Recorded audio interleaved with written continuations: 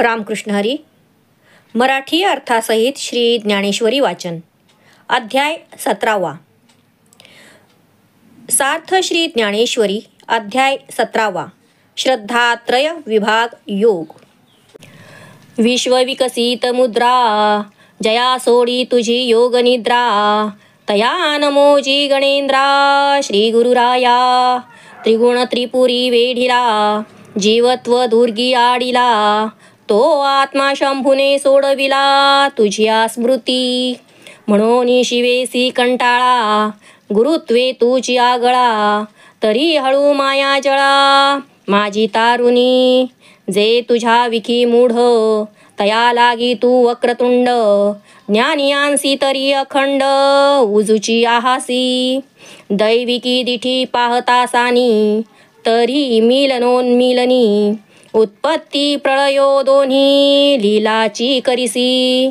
प्रवृत्ती करण्याच्या चाळी, उठिला मदगंधा निळी. पूजी जशी नीलोत्पली, जीवभृगाच्या. पाठी निवृत्ती कर्ण चाळे, आहाळली ते पूजा विधुळे. तेव्हा मिरविसी मोकळे अंगाचे लेणे. वामांगीचा लास्य विलासू, जो हा जगद्रूप आभासू. तो तांडव मिसे कळासू, धाविसी तू. हे असो विस्मोदातारा, तू होसी जयाचा सोयरा. सोयरिकेची या व्यवहारा, मुकेची तो. फेडिता बंधनाचा ठाओ, तू जगदबंधू ऐसा भाओ. धरू ओळगे उवाओ तुझाची अंगी. दुजयाचे नावे तया, देह ही नुरेची पै देवराया. जेणे तू आपण पया केलासी दुजा. जी तुझी योगमाया विश्वरूपी विकसित आकाराला प्रगट करते व जो जीवरूपी गणांचा तू स्वामी म्हणजे गणपती, त्या सद्गुरुराया तुला माझा नमस्कार असो. सत्व रज तम या त्रिगुणरूपी त्रिपुरांनी वेढलेला, जीवदशारूपी संकटात सापडलेला जो जीवात्मा, तो तुमच्या स्मरणाने श्री शंकरांनी मुक्त केला. म्हणून शिवाबरोबर तुझी तुलना केली असता श्रेष्ठत्वाने तूच अधिक मोठा आहेस.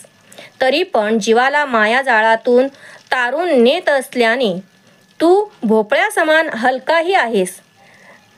जे तुझ्या पारमार्थिक स्वरूपाविषयी अज्ञानी आहेत त्यांच्याकरिता तू वक्रतुंड म्हणजे तोंड फिरवलेला आहेस.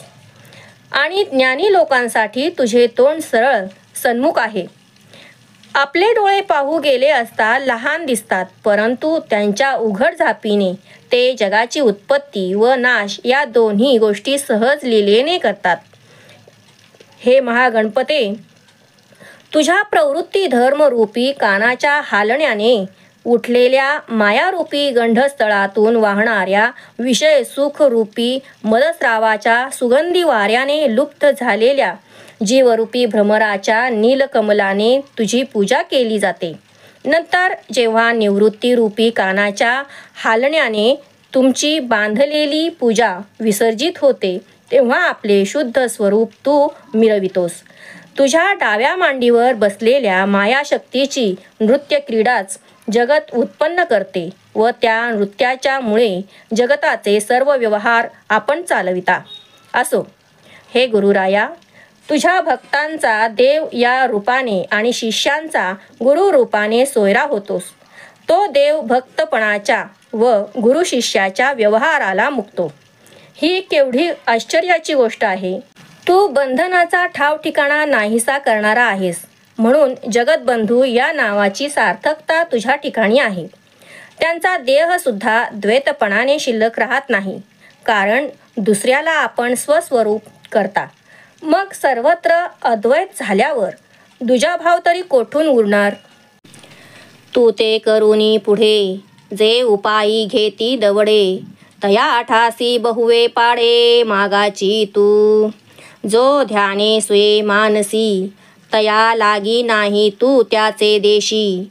ध्यानही विसरे तेणेसी वालभ तुझ. तू ते सिद्धची जो नेणे, तो नांदे सर्वज्ञपणे. वेदाही एवढे बोलणे नेघसी कानी.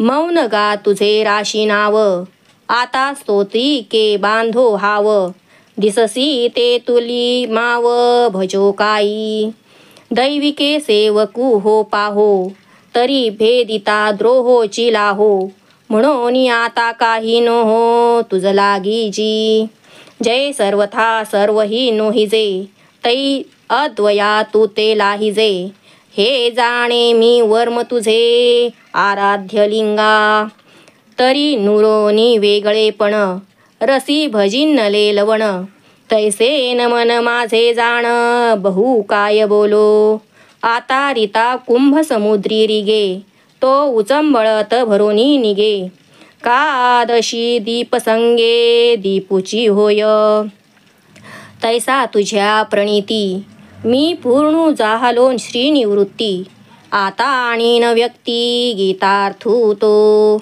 तरी षोडशाध्याय शेखी, तिये समाप्तीच्या श्लोकी, जो ऐसा निर्णयो निष्टंकी ठेविला देवे, जे कृत्याकृत्य व्यवस्था अनुष्ठावया पार्था, शास्त्रची एक सर्वथा प्रमाण तुझ, तेथ अर्जुन मानसे म्हणे हे ऐसे कैसे, जे शास्त्रे वीण नसे सुटिका कर्मा, जे तुम्हाला वेगळे असे समजून तुमची प्राप्ती करून घेण्यासाठी फक्त धावत सुटतात, त्यांना तुमची प्राप्ती होत नाही, ते तुझ्यापासून पुष्कळ अंतरांनी मागेच राहतात, जे ध्यानाच्या निमित्ताने तुझी मूर्ती मनात आणतात, त्यांना तुम्ही सापडत नाही, त्यांच्या देशातही तुम्ही वास करत नाही, परंतु जे ध्यानासह तुमचे विषयी आपला सर्व द्वैत काम सोडून देतात, ते तुम्हाला अतिप्रिय आहेत, जे तुला स्वतः सिद्ध या रूपाने जाणत नाहीत, ते या जगात सर्वज्ञपणाने जरी नांदत असले आणि त्यांचे वेदांनी एवढेही विशाल बोलणे असले, तरी पण ते तू ऐकत नाहीस.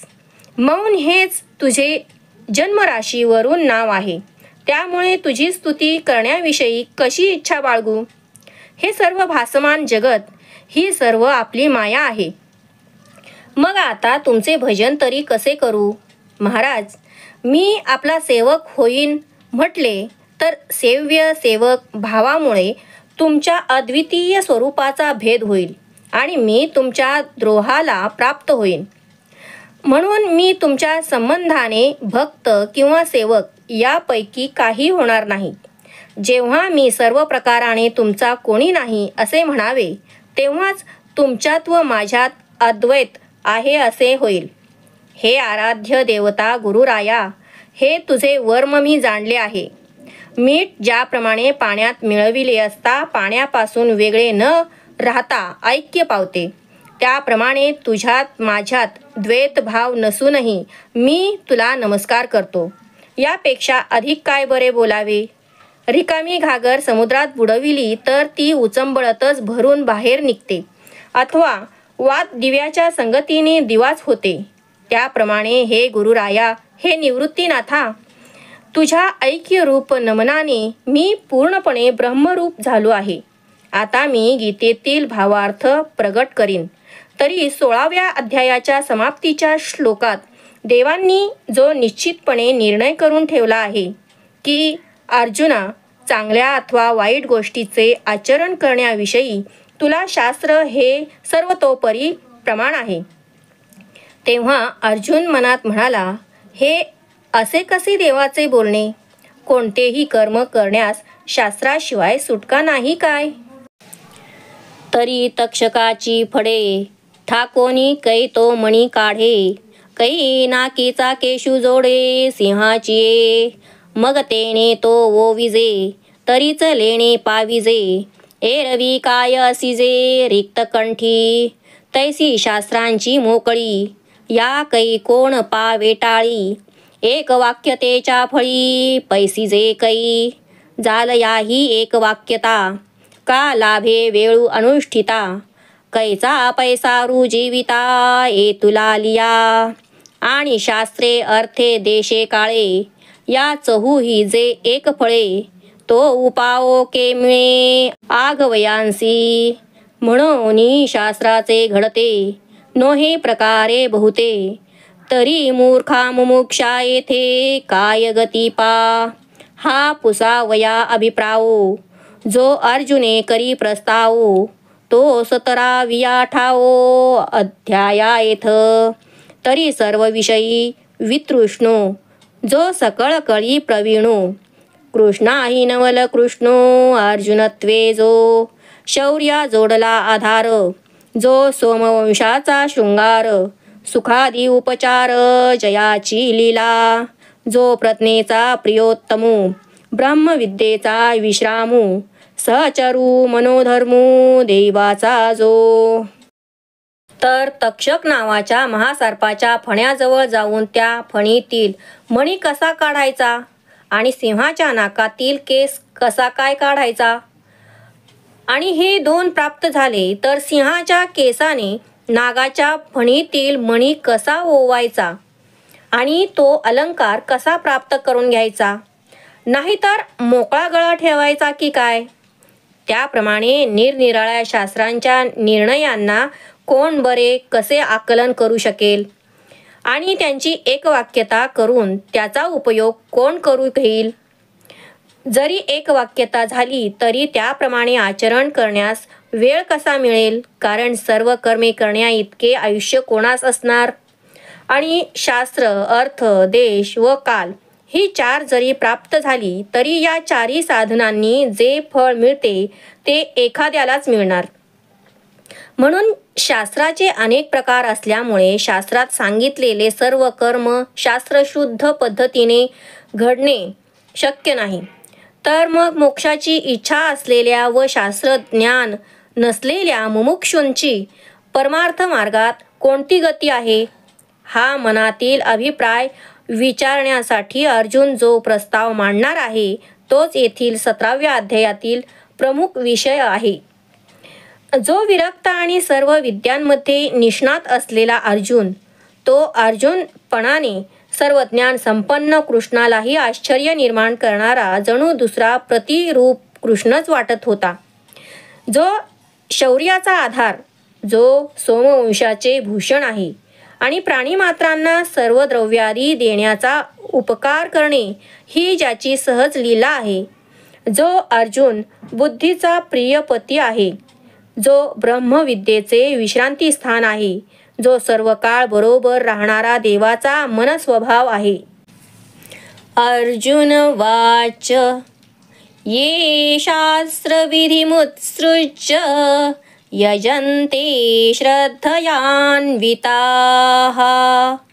तेषान्निष्ठा तु का कृष्ण सत्वमाहो रजस्तमः.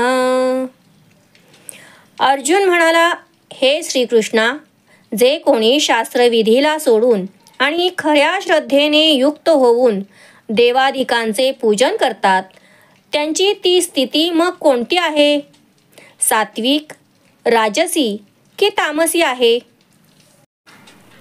तो अर्जुन म्हणे, गा तमाल श्यामा इंद्रिया फावलिया ब्रह्मा तुझा बोलू आम्हा साकांक्षू पैजी.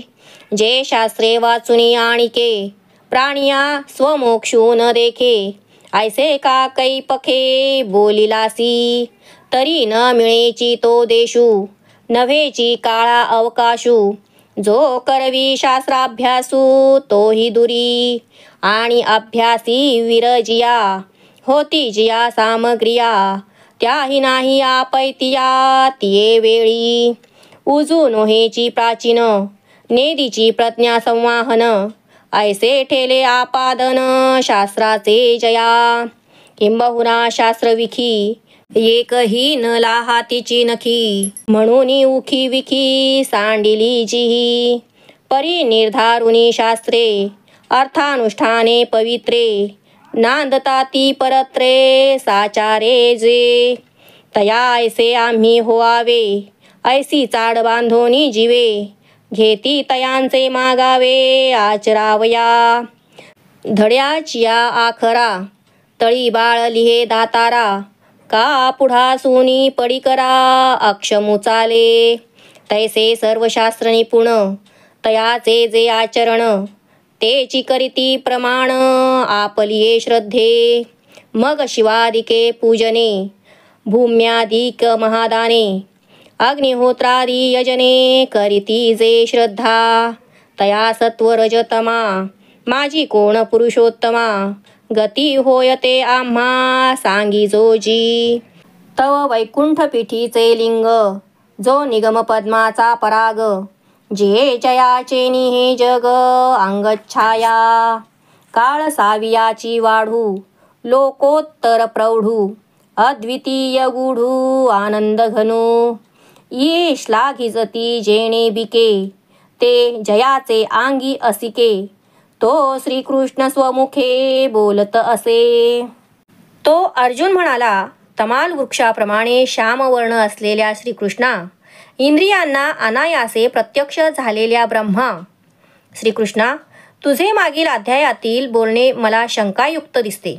कारण शास्त्रां वाचून दुसऱ्या कोणत्याही साधनाने मानवाला मोक्ष प्राप्त करून घेता येत नाही, असे का बरे? कोणता पक्ष घेऊन आपण बोललात ते सांगावे. तर शास्त्राप्रमाणे कर्मे करण्यास योग्य असे स्थळ मिळत नाही. ती कर्मे करण्यास तेवढे आयुष्य मिळत नाही. तसेच शास्त्राचा अभ्यास शिकविणारे गुरु देखील लांब असल्यामुळे त्यांच्याकडे जाणे होत नाही. आणि अभ्यासाला सहाय्य करणाऱ्या सामुग्री देखील त्यावेळी ज्याचे जवळ नाहीत. पूर्वकर्म अनुकूल नाही. बुद्धीला शास्त्राचा अभ्यास पेलवत नाही. अशा कारणाने ज्यांना शास्त्राचा अभ्यास करून ज्ञान संपादन करणे अशक्य झाले आहे. शास्त्रातील प्रमुख सूत्रांची एकवाक्यता होत नाही. म्हणून ज्यांनी वादविवाद करण्याचे सोडून दिले आहे.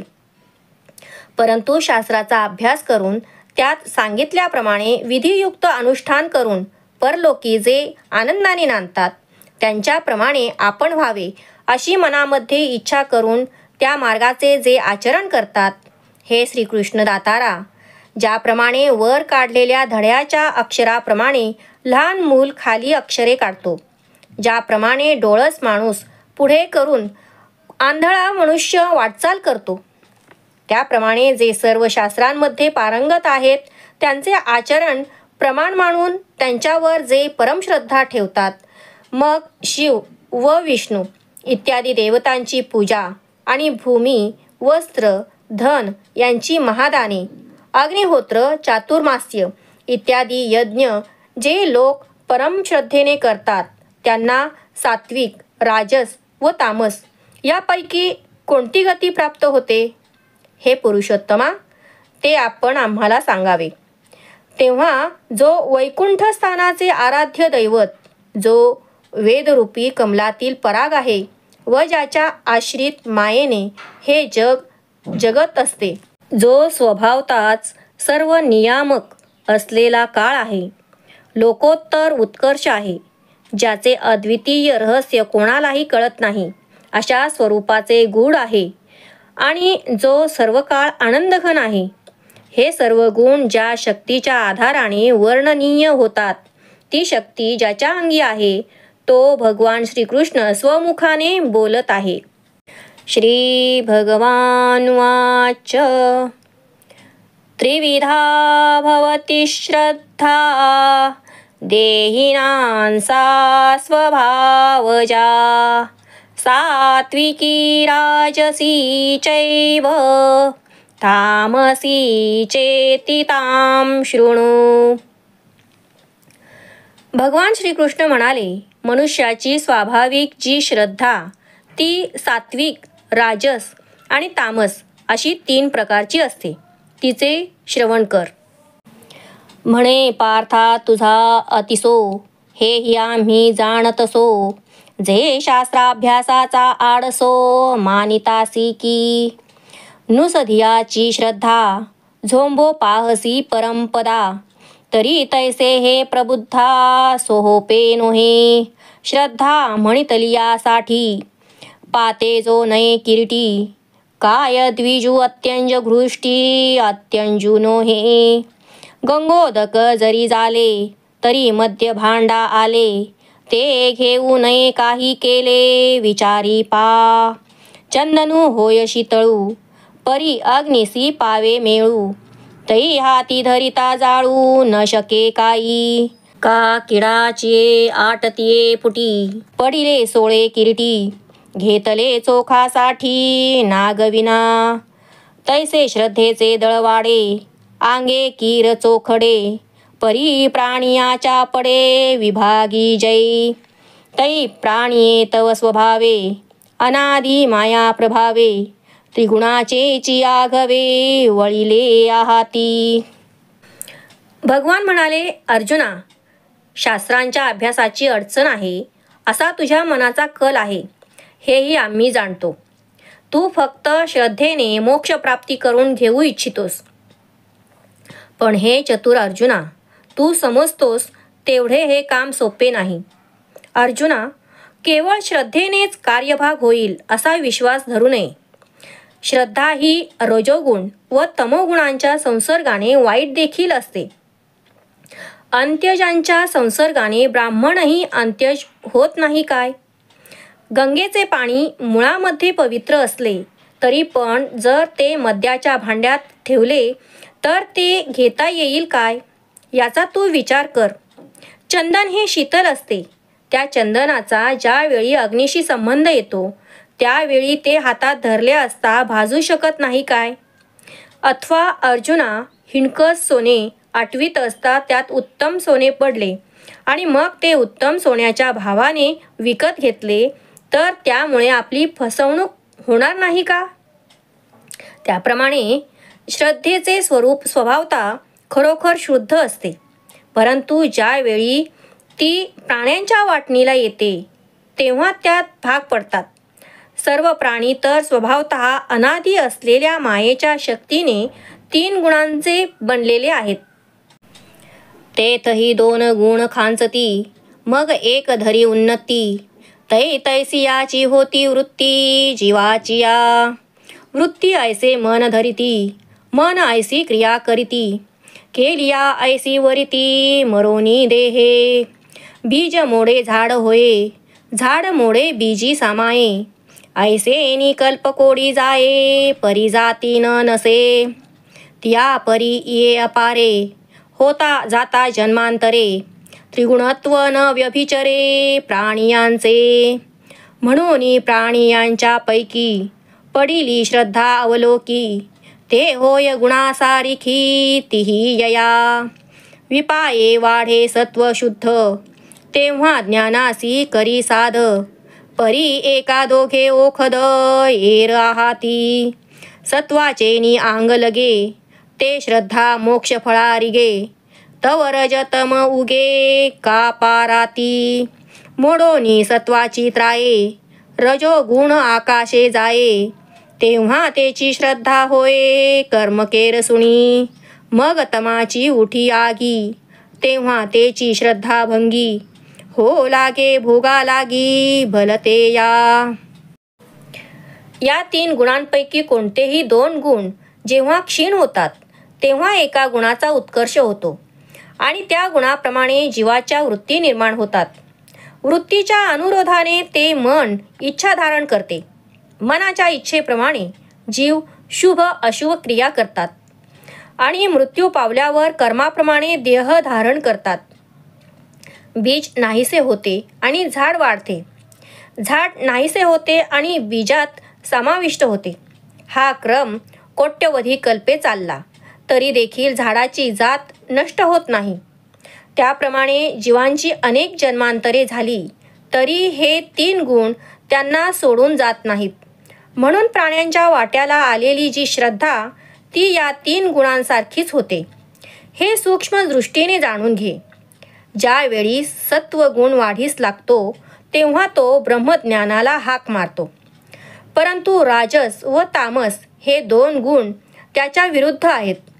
सत्वगुणाच्या संगतीने ती श्रद्धा मोक्षरूप फळापर्यंत पोचते. त्यावेळी रजोगुण आणि तमोगुण सत्वगुणाला विरोध केल्याशिवाय कसे बरे राहतील? सत्वगुणाचे बल नष्ट करून रजोगुण जेव्हा आकाशापर्यंत वाढत जातो तेव्हा ती राजस श्रद्धा जीवाला राजस कर्म करण्यास लावते. तमोगुणाची आग ज्या वेळेला भडकते तेव्हा ती तामस श्रद्धा जीवाला निषिद्ध भोग भोगण्याकरता उद्युक्त होते. सत्त्वानुरूपा सर्वस्य श्रद्धा भवति भारत. श्रद्धामयोऽयं पुरुषो यो यच्छ्रद्धः स एव सः. अर्जुना, सर्वांची श्रद्धा त्यांच्या त्यांच्या अंतःकरणाला अनुरूप अशी असते. मनुष्य प्राणी हा श्रद्धामय आहे. ज्याची जशी श्रद्धा असते तसाच तो असतो. एवं सत्व रजतमा वेगळी श्रद्धा सुवर्मा. नाही गा जीवा ग्रामा माझी यया. म्हणून श्रद्धा स्वाभाविक असे पै त्रिगुणात्मक. रजतम सात्विक भेदी. जैसे जीवनची उदक परी विशी होय मारक. का मिरया माझी तीख उसी गोड. तैसा बहु असे तमे जो सदाची होय निमे. तेथ श्रद्धा परिणामे तेची होऊनी. मग काजळा आणि मसी न दिसे विवंचना जैसी. तेवी श्रद्धा तामसी सिनी नाही. तैसीच राजसी जीवी रजोमय जाणावी. सात्विकी आघवी सत्वाचीच. ऐसेनी हा सकळू जगडंबरू निखिळू. श्रद्धेचाची केवळू ओतला असे. परी गुणत्रय वशे त्रिविधपणाचे लासे. श्रद्धेचे उठिले असे ते ओळख तू. तरी जाणीजे झाड फुले का मानस जाणीजे बोले. भोगे जाणीजे केले पूर्वजन्मीचे. तैसी जिही चिन्ही श्रद्धेची रूपे तिन्ही. देखिजती ते वाणी अवधारी पा. हे उत्तम कर्म करणाऱ्या अर्जुना, या जीवसमुदायामध्ये सत्व, रज आणि तम या 3 गुणांना सोडून वेगळी श्रद्धा नाही. म्हणून सात्विक, राजस, तामस ह्या 3 गुणांच्या भेदाने श्रद्धा देखील स्वभावताच त्रिगुणात्मक आहे. ज्याप्रमाणे जल हे स्वभावताच जगविणारे आहे, पण विषामध्ये मिसळले तर ते मारक होते, अथवा मिऱ्यामध्ये मिसळले असता तिखट होते, अथवा उसामध्ये प्रविष्ट झाले असता गोड होते. जो भरपूर वाढलेल्या तमोगुणात जन्मतो आणि मृत्यू पावतो, त्या प्राण्यातील श्रद्धा तामस होऊन त्याच्या अंतःकरणात ती तामस कर्मांना आणि तामस परिणामाला प्राप्त होते. काजळ आणि काळी शाई यांच्या काळेपणामध्ये रंगामध्ये जसा भेद दिसत नाही, त्याप्रमाणे तामसी श्रद्धा तमोगुणाहून भिन्न नसते. त्याचप्रमाणे श्रद्धा ही रजोगुणी अंतःकरणात रजोगुणाच्या रूपाने असते आणि सत्वगुणयुक्त अंतःकरणामध्ये ती सत्वाचीच असते. याप्रमाणे जगातील सर्व जीवांचा आकार केवळ श्रद्धेनेच भरलेला आहे. हे सर्व जग 3 गुणांच्या अधीन असल्यामुळे त्यांच्या ठिकाणी असलेल्या श्रद्धेमध्ये 3 प्रकारचे चिन्ह उत्पन्न झाले आहे. ते तू ओळखून ठेव.